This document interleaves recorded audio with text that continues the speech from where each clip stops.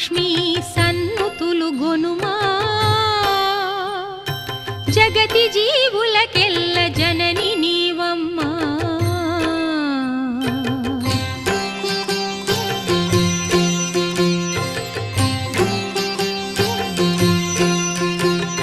నీ లాలనల మురిసె నిఖిల విశ్వము